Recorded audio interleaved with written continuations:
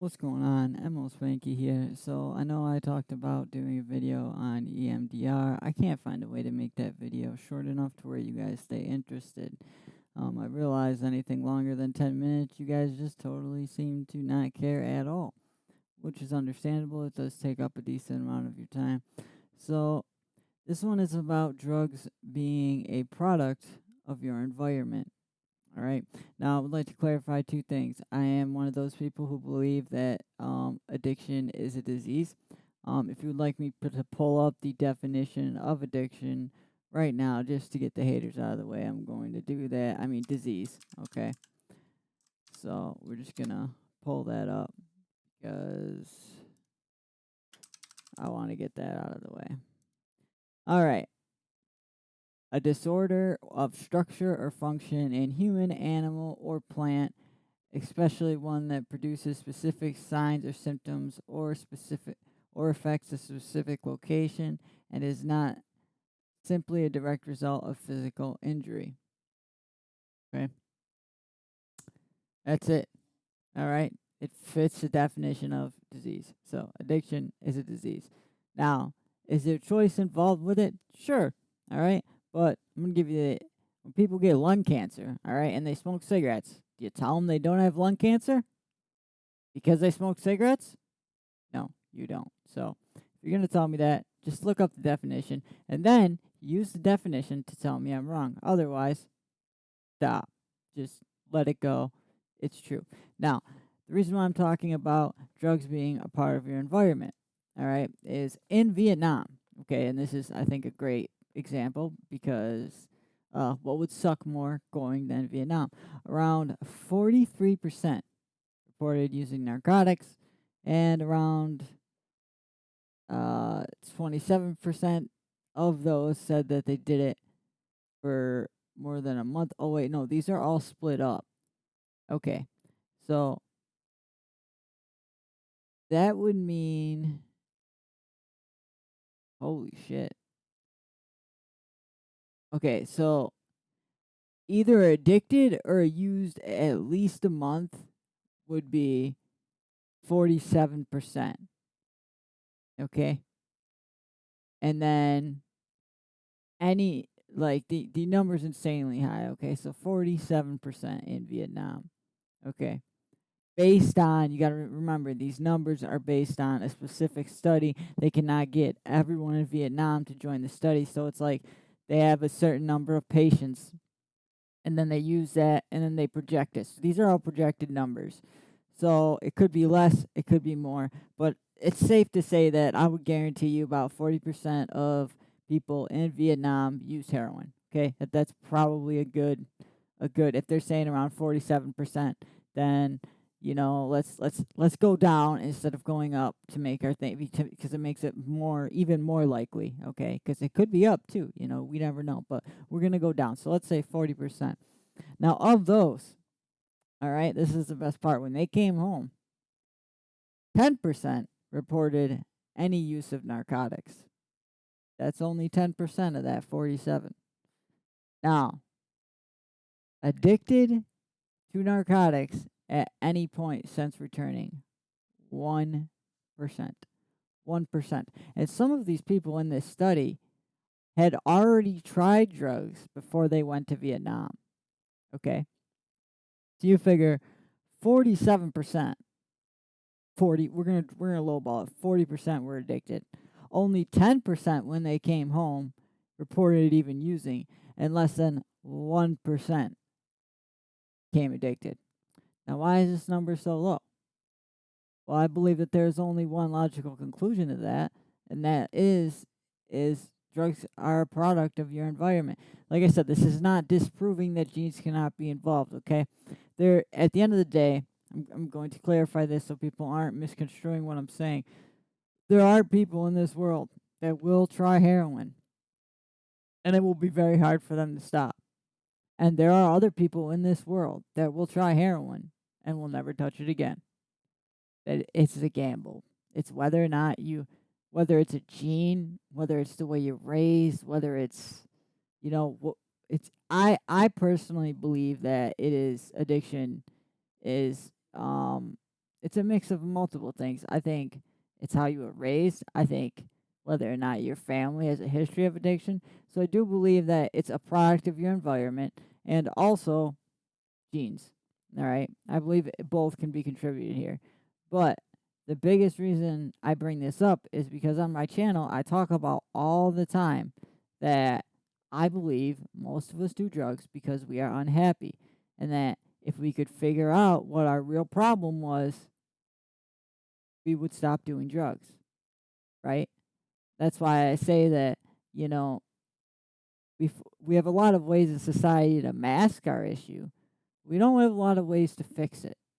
And that's the problem. And I would say this study backs it up. I mean, don't you think if 40% of people were addicted in in in in Vietnam and only 10% reported any use and then around 1% reported being addicted to heroin after Vietnam. How is that not a product of your environment? All right? What do you think Vietnam was fun? Hell no. That shit sucked.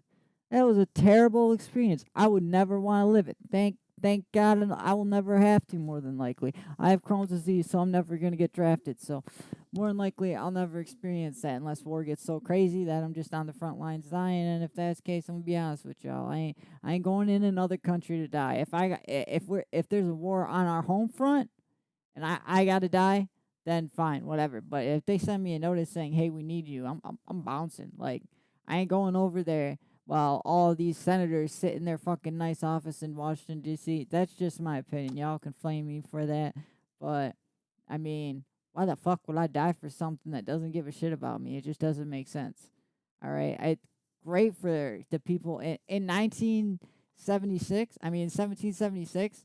Those motherfuckers believed in something. They were fighting on home soil, all right? Going over to Iraq, all that other bullshit. What were we fighting for? What the fuck were we in Vietnam for?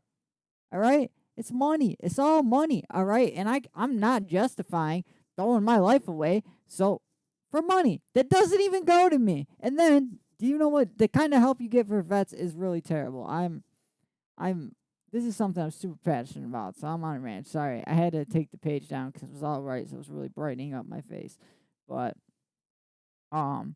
main point that I brought any of this up is I would say you kind of can't deny, based on that study, that addiction is definitely a product of your environment. And if it is a product of your environment, that means that there were underlying issues, which is what I further stated. All right, and this is why if AA works for you, great. That's wonderful. I'm glad. But I do think there are underlining causes that you may never fix. And the scary part is if what happens when you can't go to AA? What happens when you can't go to work? Okay? I'm not saying that those things and filling your time isn't great and isn't a fix, because it is. I've seen it. It worked with my girlfriend. But when COVID hit and she was no longer allowed to work, she was no longer allowed to go see people, she had to stay home and deal with her thoughts. Guess what? It didn't fucking end well. All right? Now, I'm not trying to be dick here, but at the end of the day, you know, I mean, proof's in the pudding, right? She was doing great. You know, really a long time of clean time, right? No issues, right? You know, she did the 90 meetings in 90 days at first, eventually stopped going because she didn't feel she needed to. She worked her ass off. She hung out with her friends. She had a good time. She even drank. Never had any relapses, though, for what her drug of choice was, which was not the same as mine. She was not addicted to heroin, so y'all can fuck off. I'm not going to talk about whatever her drug of choice was because it doesn't fucking matter. Thank God I'm not famous because this would get demonetized pretty quickly. But point being, all right, is we really got to think about this. And this is why I really want to do a video on EMDR, because I have learned that there's a lot of things in my life that have bothered me that I've never thought about consciously. All right. And if you look into EMDR yourself, it'll make a lot more sense to you. It's just super hard to explain what EMDR is, how it works, how it can benefit you in a very short amount of time, because the process is long. Okay, that's the problem. Like, you're gonna have to go to a counselor, and you basically got to tell them your life story. And then from there, you got to pick bits and pieces on which memories you got to go over. And then you got to relive those. And when I say relive, I mean not like, oh, I think about something, I feel bad. I mean, you're in that moment, you're right in that moment again. All right. So if I were to ever, for example, process my girlfriend's death, I would relive finding her again in that position the way she was. All right. So I haven't tried that. I'm too scared to, but I've tried it for other things that are much more reasonable. And I didn't care about them anymore. I'm not going to disclose those because they're kind of embarrassing, but they are things that I never thought about consciously, but they really fucked me up mentally. And yeah, I mean, that's the point is like we got to figure out a better solution than something that worked or that we use. Like AA and NA is the only really real thing you got out there besides counseling, and it's a program that's how many years old now? Like, what did we know about addiction then compared to what do we know about now? Look how much science has improved. Look how much everything has improved. All right. Look at mental health. Back then when they did that, did they ever discuss mental health? Was there ever options for depression, anxiety, all those things? Mental health was kind of like a myth. It's like, dude, get over it. Be yourself. Now there's brain connections that show that like, no, your shit is not working right. It is not normal. I think that you can find those same things in addiction. And with that study, I mean, 40 if 40% used, and let's say those people were lying, and even 10% when they came home were addicted. That's a 30% difference. That's massive. And I don't believe that because I think the 10% who admitted that they did it a few times is accurate. And then I think it was like another 5% who said that they used for more than a week or a month at one point. And then it was less than 1% who continued to use consistently. That's insane. It's honestly kind of unbelievable to me but I always knew that this was true. I just didn't know to what extent, and we'll never know to what extent fully because the only studies can be done. We can't take every Vietnam soldier, put them all in a room, and be like, "Hey, what's your situation?" But at the end of the day, they were very, very concerned about a drug epidemic happening when most of those soldiers came home. The reality of it is, when most of them came home, they felt shitty for a week and a half to 2 weeks. They never touched it again. So, what does that tell you? Well, it tells you if you're addicted right now, you're probably not in a good place. Probably got some things going on in your life that you're not happy with. You probably got a lot of underlying issues that you're not dealing with. And at the end of the day, we all know heroin can fix everything. But there is a day where you have to come back to reality. All right. So guys, I'm pretty sure I'm at 70 subs now. Made it to the end of the video, and you thought this was interesting. I still plan on doing a video on EMDR. I just have to find a way to shorten it because I know nobody wants a long video. Nobody's gonna listen to it, and I have to figure out how to fit everything about EMDR that's important in such a short notice. But I'm not gonna keep you guys any longer. You know what it is. ML Spanky. I'm gonna be signing out. But if this does resonate with you, if you got a friend or if you think there's someone who might need to see this, like and share. Always appreciated. And subscribe would be ideal. You can, whether notifications are on or not. The more that people see this, the more my channel can get out there, the more people it can resonate with, and hopefully the more people I can help, at the end of the day.